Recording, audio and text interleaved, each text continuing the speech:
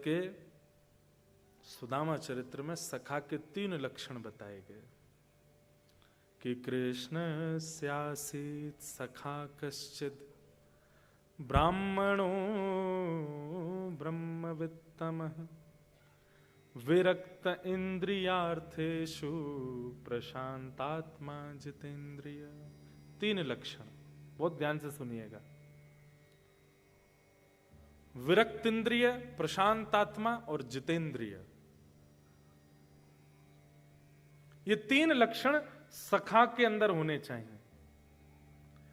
कई लोग होते हैं वो ठाकुर जी को सखा मान लेते हैं और सखा मान करके फिर प्रदर्शनी में ठाकुर जी के साथ अनुचित व्यवहार करते हैं। सोशल मीडिया के टाइम पे कैसे लोग हो गए, देखो देखो हमारे ठाकुर जी दूध पी रहे हैं, वीडियो ऑन करके उसको इंस्टाग्राम पे डाल दिया। एक तो मैंने बड़ी विचित्र वीडियो देखी, अब मैं बोल दूंगा तो लोग काट के उन लोगों को ट्रोल करेंगे, वो मुझे अच्छा नहीं लगता। पर ठाकुर जी को फ्रिज में रखा है और फिर वीडियो बना के बोले हमारे ठाकुर जी कहाँ है, सिंहासन पे तो है नहीं। फिर दौड़ के गए, फ्रिज खोल के देखा तो मक्खन के ऊपर, ओहो देखो ठाकुर जी मक्खन खा रहे हैं। किसी दिन ठाकुर जी ने फ्रिज में बंद कर दिया ना आपको, तो फिर क्षमा लायक भी नहीं बचोगे।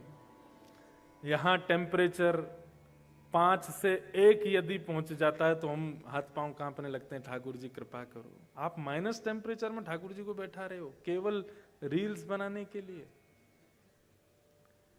ये सखा के नाम पर जो आडंबर बहुत लोग करने लग गए ना, हमारे वृंदावन में तो बहुत होने लगा है। वृंदावन में नहीं होता है, बाह्य पक्ष के लोग वृंदावन में आकर के करने लग गए हैं।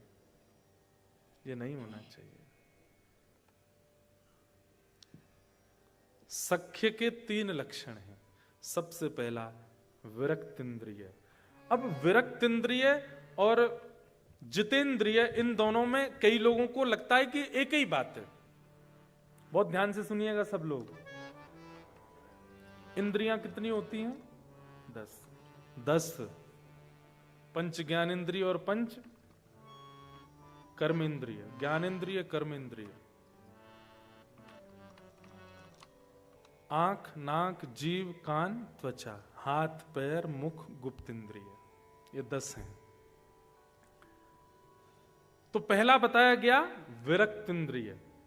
विरक्त इंद्रिय का मतलब यहां ऐसा लगाते हैं कि जो अपनी इंद्रियों को संसारी विषयों से विरक्त करके केवल भगवत रस की ओर ले जाता है। मतलब उसको भूख लगती है तो वो प्रसाद ही पाता है, देखने की इच्छा होती है तो दर्शन ही करता है, सुनने की इच्छा होती है तो भगवत वार्ता ही सुनता है, स्पर्श की इच्छा होती है तो ठाकुर जी को ही छूता है, सुगंधि की इच्छा होती है तो ठाकुर जी के चरणों के इत्र का ही सुगंधी लेता है। मतलब अपनी इंद्रियों को भगवत विमुख वस्तु किसी भी रूप में न देना एक प्रकार से विरक्त इंद्रिय का लक्षण है। उसकी इंद्रियां संसार के भौतिक वस्तुओं से विरक्त हो चुकी हैं, केवल भगवत वस्तु का सेवन करती हैं, वो विरक्त इंद्रिय है। हमारे श्री हितरिवंश महाप्रभु, नाम सुना है? आतुर हित हरिवंश पुकारो, श्री राधा राधा नाम, सघन कुंज यमुना तट आयो, प्यारो राधा वल्लभ लाल, वृंदावन प्यारो। श्री राधा वल्लभ लाल जी को वृंदावन में जिन्होंने विराजमान किया, ऐसे श्री हितरवंश महाप्रभु, भगवान की वंशी के अवतार। हरिवंश महाप्रभु के चरित्र में एक बहुत सुंदर लीला आती है कि जब आप छोटे थे ना, तभी से आपका नियम था, प्यास लगती थी तो वही पानी पिएंगे जो ठाकुर जी को भोग लगा हो। ठाकुर जी की झारी जी का जल हो, ठाकुर जी का चरणामृत का जल हो, चाहे प्यासे मर जाएंगे लेकिन उसके अलावा कुछ नहीं पिएंगे। और भूख लगेगी तो वही पाएंगे जो ठाकुर जी को पधराया जा चुका है। उसके अलावा चाहे दुनिया के बहुव्यंजन सामने रख दिए गए हों, भूखे सो जाएंगे लेकिन ठाकुर जी की वस्तु लिए बिना नहीं सो। एक बहुत सुंदर लीला सुना है। एक बार हरिवंश बालक थे, छोटे बालक है, जैसे बालक खेल रहे हैं ना, ऐसे छोटे छोटे बालक थे। तब से उनका नियम था कि उनके पिताजी के जो सेवा के ठाकुर जी थे वो पूरे दिन उनको ही देखते रहते थे। वो पूर्व जन्म का उनको याद रहता था कि मैं निकुंज की एक सखी हूं, वंशी सखी, वंशी अली। तो अब बालक को तो कभी भी भूख लगाती है, तो हरिवंश महाप्रभु की माता जी को इतना भोग रखना पड़ता था ठाकुर जी के आगे कि बालक को कब भूख लगावे, और कुछ पाते ही नहीं थे ठाकुर जी के प्रसाद के अलावा। लेकिन एक दिन हरिवंश बालक को रात्रि अर्धरात्रि में रोने लगे, सोते सोते। माता जी पिताजी के बीच में सो रहे थे और सोते सोते रोने लगे। माँ पिता उठ गए, क्या हुआ बालक, क्या हुआ, क्या हुआ, क्यों रो रहे हो? भूख लगी है। उनके पिताजी व्यास मिश्र तुरंत अपनी पत्नी से बोले, देवी लाओ कुछ खिलाओ। बोले, अरे कुछ खिलाओ, जानते नहीं हो आप ये बिना भोग लगाई कोई वस्तु पाता नहीं है। तो बोले, रात्रि का कोई, बोले वो सब रात में पा चुके हैं सब लोग, अब कुछ ऐसा है नहीं, सब अमनिया है। अमनिया जिसका भोग ना लगा उसको अमनिया कहते हैं, सब अमनिया है, ठाकुर जी का भोग कुछ भी नहीं है अभी। लेकिन छोटा बालक रोए, अब उसके आगे कौन से वेद शास्त्र जिद चलती है। तो व्यास मिश्र जी बोले, सुनो अभी नींद में है, रो रहा है, इसको क्या पता, कुछ भी ले आओ, धर दो सामने। तो माता जी गई, कुछ ला करके हरिवंश बालक के आगे रख दिया। तो हरिवंश जी ऐसे लेकर के देखने लगे। तो माता पिता बोले, क्या देख रहे हो? बोले, इसका भोग तो लगा नहीं है। तो व्यास मिश्र जी बोले, तुमको कैसे पता कि भोग लगा कि नहीं? बोले, जब भोग लगता है तो मैं देख लेता हूं, ठाकुर जी की दत्तुइयां गड़ी होती हैं उसमें। मतलब सेवा व्यास जी करते हैं, उनको नहीं पता कि भोग में ठाकुर जी की दत्तुइयां गड़ी हैं। उनके बालक हरिवंश जी को पता है कि ठाकुर जी ने भोग लगाया कि नहीं। रोने लगे, रोते रोते। अब माता पिता चिंता में, रात में ठाकुर जी को थोड़ी उठाएंगे बालक के लिए, ठाकुर जी तो सो रहे हैं। लेकिन रुदन की आवाज हमारी किशोरी जी ने सुन ली। हमारी लाडली जी सेज सैया पर बेचैन हो गई। तो ठाकुर जी बोले, का भयो, सो काई कुनाए रही हो? अरे आपको आवाज नहीं आ रही? हरिवंश बालक रो रहा है। ठाकुर जी बोले, हाँ रो तो रो, काय को रो है? बोले, यार इनको भूख लगी है, प्यास लगी है, और हमारे बिना भोग लिए कुछ पाते नहीं है। अब रात्रि में कुछ ऐसी सामग्री रखी नहीं, और आधी रात का समय, छोटा बालक, इसको कैसे मनाए? ठाकुर जी बोले, श्री जी रुको मैं कछु करूं। तो सेवा के ठाकुर जी प्रिया प्रियतम सचल हो गए, अंदर ही, मंदिर के अंदर ही छोटे छोटे स्वरूप सचल हो गए।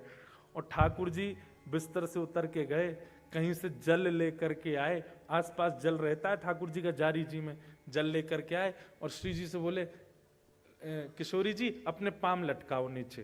तो जैसे सिंहासन से किशोरी जी ऐसे बैठ के पांव लटका रही हैं, इतने ही छोटे छोटे ठाकुर जी। और ठाकुर जी झारी जी के जल से किशोरी जी के चरण धो रहे हैं। हरिवंश बालक को पीने के लिए जल अमनिया कर रहे, जल को भोग बना रहे हैं ठाकुर जी कि वो वहां की प्यास बुझे। और फिर किशोरी जी से तो कहेंगे नहीं मेरे चरण धो, स्वयं बैठ के अपने चरण भी धो रहे हैं। दोनों के चरणों का जो चरणोदल था वो इकट्ठा कर लिया। और फिर बंटा भोग, रात्रि में ठाकुर जी के पास में कुछ भोग रखा जाता है, उसको लेकर के आए। और किशोरी जी तो बोले, लो पाओ, पूरा मत पइयो ने छोड़ दियो बालक को। किशोरी जी ने एक मुख लगा रही हैं, ठाकुर जी ने एक मुख लगा रहे हैं। मुख लगा करके सन्मुख पधरा दियो, और सन्मुख पधरा करके और कछु सामग्री भीतर से गेर दई, और तुरंत गेर के झटपट दोनों गए और रजाई ओढ़ के जैसे स्वरूप थे वैसे है कि सो गए। व्यास मिश्र जी को आवाज आई, बोले, अरे ठाकुर जी के कक्ष से आवाज आ रही है। गए, जैसे धीमे से गए तो सामग्री जो गिर गई थी नीचे, कुछ खिलौने होंगे ठाकुर जी के, वो उठा के ऐसे पर्दा हटा के ऊपर धरन लगे। तो वहीं क्या देखा, बिना ठाकुर जी के उठाए ठाकुर जी के चरणों का चंदन मिश्रित जल एक पात्र में रखा है, और ठाकुर जी के मुंह से टूटे भय लड्डू, जो रात में साबुत लड्डू रखे थे, वो लड्डू फूटे भय एक पात्र में रखे हैं। देख करके व्यास मिश्र जी समझ गए। क्या समझ गए? बोले, ठाकुर जी को चिंता हो गई, बालक रो रहा है, तो अपने आप ही उठ के अपने पैरन को आचमन और भोग लगा के धर दियो है। लेकिन व्यास मिश्र जी बोले पूर्णता तो तब पता चले जब हरिवंश बालक देख ले भोग, उसको ही पता चलता है कि भोग लगा कि नहीं। लेकर के गए, लो बालक पाओ। तो हरिवंश जी ने जैसे ही देखा, हाँ ठाकुर जी का भोग लगाया, तुरंत पा गए। ठाकुर जी का चरणोदल ले लिया। ऐसी स्थिति, इसको कहते हैं विरक्त इंद्रिय। जैसे आपकी जीव कैसी है इस वक्त, उसको छोले भटूरे का स्वाद पता है और वो उसी के स्वाद को याद करके आपको बेचैन करती है। छोले भटूरे चाहिए, छोले भटूरे चाहिए। आपकी जीव को स्वाद पता है पानी पूरी का, तो पानी पूरी का नाम लेते कई होंगे तो मुंह में पानी आ भी गया होगा। आहा, खट्टा खट्टा पानी जब जीभ में जाएगा कितना सुख मिलेगा, आनंद आ जाएगा। लेकिन सख्य भाव जिसके अंदर होगा, ठाकुर जी के प्रति सख्य भाव जो रखता होगा, उसको बाह्य व्यंजनों का रस नहीं पता होगा। उसको पता होगा कि हमारे वृंदावन के श्री राधारमण लाल जी की कुलिया की प्रसादी, उसका नाम लेते ही मुंह में पानी आ जाए। श्री वृंदावन बिहारी लाल जी के सुबह की, अब आपने तो पाई नहीं होगी, सुबह सुबह बिहारी जी को पराठा भोग लगता है। हमारे बिहारी जी को इतना स्वादिष्ट पराठा, आहा। श्री राधा वल्लभ लाल जी की खिचड़ी, क्या कहने, मेरे तो मुंह में पानी आ गया भाई थे। मन कर रहा हूं कल की फ्लाइट थी वृंदावन जाऊं, पा लूं। मतलब आपके टेस्ट बर्ड्स, आपकी दर्शन की स्थिति देख, अभी नेत्रों को क्या चाहिए? सुंदरता, उसका रूप, वहां के लोगों का रूप, या वहां का व्यू, या वहां का सीन, ऐसे देखने की इच्छा होती है। लेकिन नेत्र इतने सुंदर कंट्री में रहने के बाद भी व्याकुल किसके लिए है? वृंदावन की कुंज गली देखनी है, उनको देखने के लिए। ये विरक्त इंद्रिय का लक्षण है। ये ठाकुर जी सखा मानेंगे तो ऐसी ही इंद्रियां होती चली जाएंगी। आप भगवत संबंधी वस्तु के अलावा किसी में आपको सुख मिलेगा ही नहीं। ब्याह में जाओगे, लड़का लड़की एक दूसरे को माला पहनाते, सब लोग आहा क्या राम सीता की सी जोड़ी, आपके मन में आएगा खाक राम सीता की सी जोड़ी। अभी आपने हमारे वृंदावन प्रिया प्रियतम बसो मोरे नैननु में यह जोड़ी, बसो मेरे नैननु में यह जोड़ी। नव दुल्हे ब्रजराज सांवरो, नव दुल्हे ब्रजराज सांवरो, दुल्हन राधा गोरी,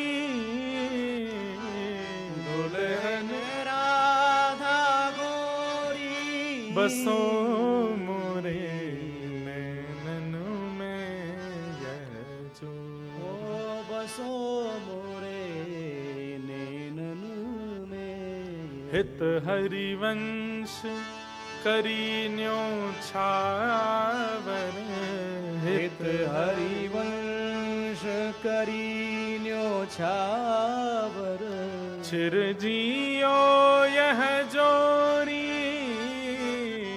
चिरजियो यह जोड़ी, बसो मोरे नैननु में यह जोड़ी, बसो